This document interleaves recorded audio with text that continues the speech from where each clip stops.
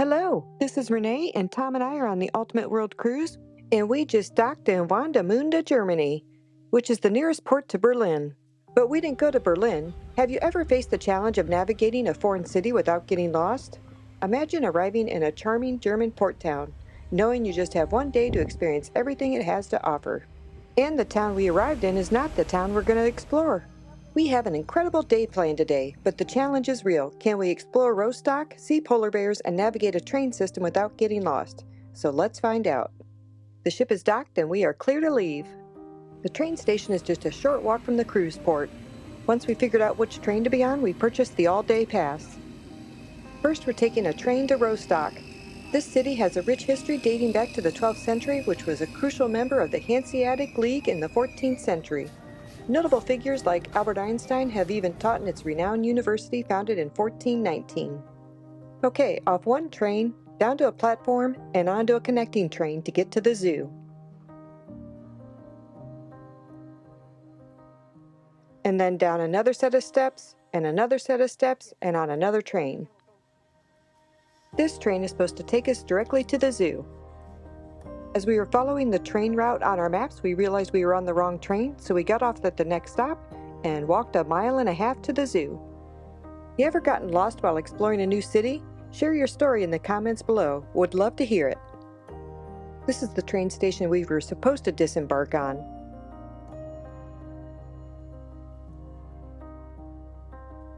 The Rostock Zoo was founded in 1899 and has grown to become one of Germany's most popular zoos. It is also one of the largest zoos in Northern Europe. The zoo is home to a variety of species, including the majestic polar bears, which we cannot wait to see. We figure out the map on which way to go, but first we see all the animals along the way.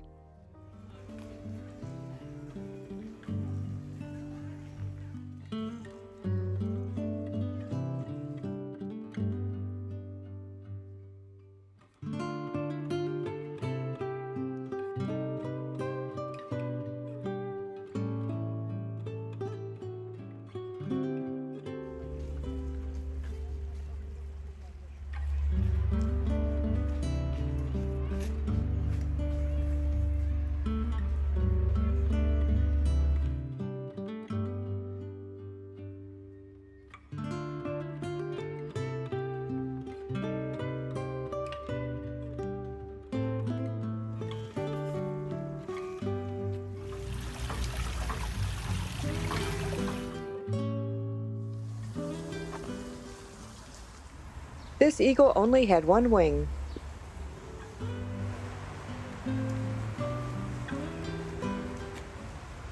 The zoo grounds were just gorgeous.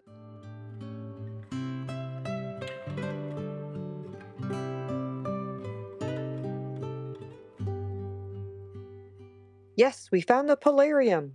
We really had no expectations. We didn't know if we were going to see them in water, on the ground, so we walked right in. Tom's foot.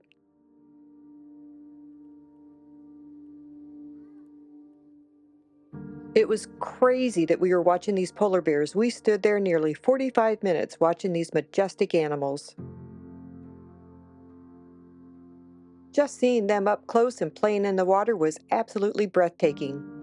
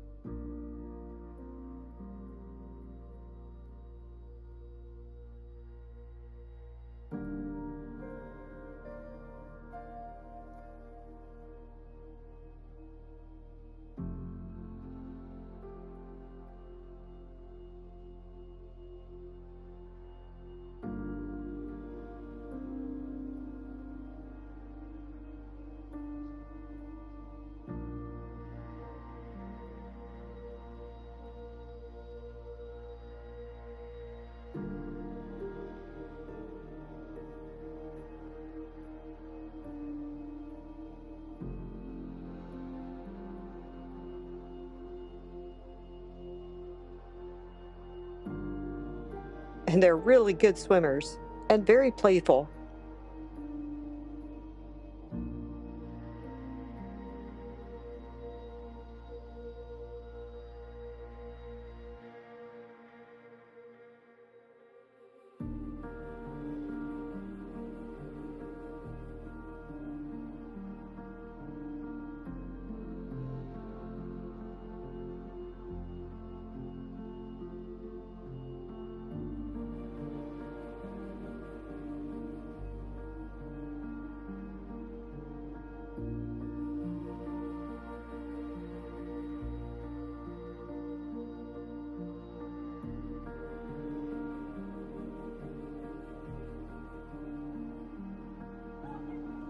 This polar bear kept doing this trick over and over again.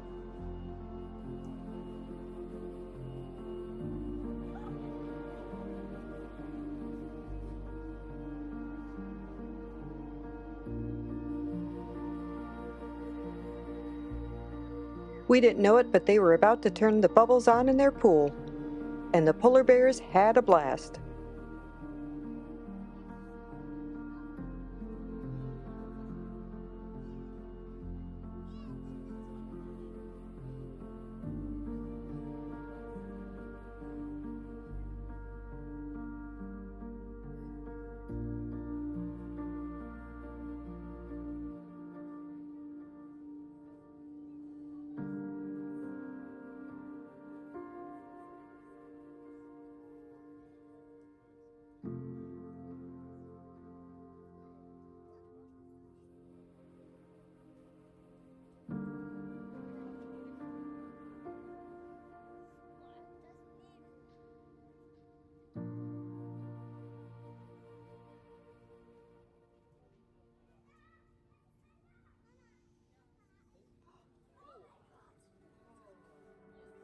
Here's a statue of a life-size polar bear.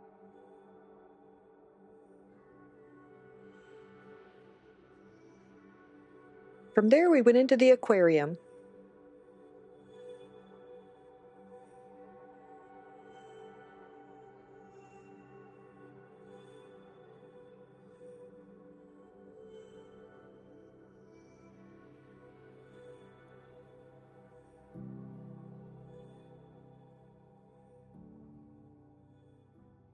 And then back out to see more animals.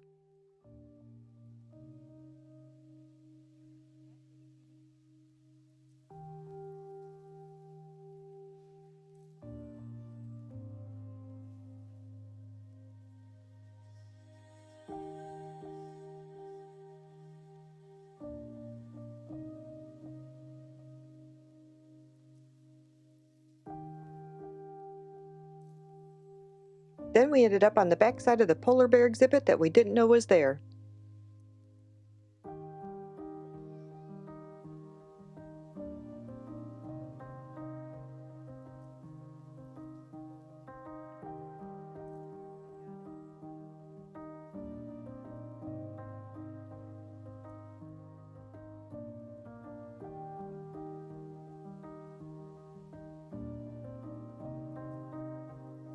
It looks like lunch is in this ball.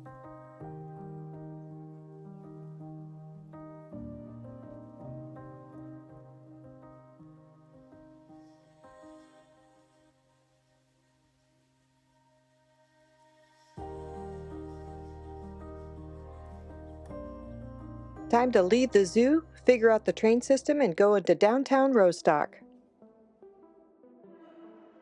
Now comes the tricky part, figuring out which train to take next.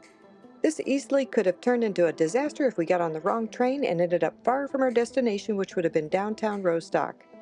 We got on the correct train, but we should have taken the tram to get to downtown. We failed and walked a mile instead, but we did grab a quick bite at Domino's. You know, the local cuisine. A little bit more about Rostock. In the early 16th century, it embraced Reformation and aligned with Lutheranism. The city faced challenges during the 30 Years' War, including occupation and economic decline, but managed to recover and maintain its regional significance. The Industrial Revolution brought economic growth, particularly in shipbuilding and manufacturing. However, Rostock was heavily bombed in World War II, leading to extensive destruction. Post-war, as part of East Germany, the city underwent significant reconstruction. Today, it's a vibrant city known for its historical heritage, cultural scene, and academic excellence. Its medieval town center, bustling port, and coastal proximity make it a popular tourist destination and maritime hub.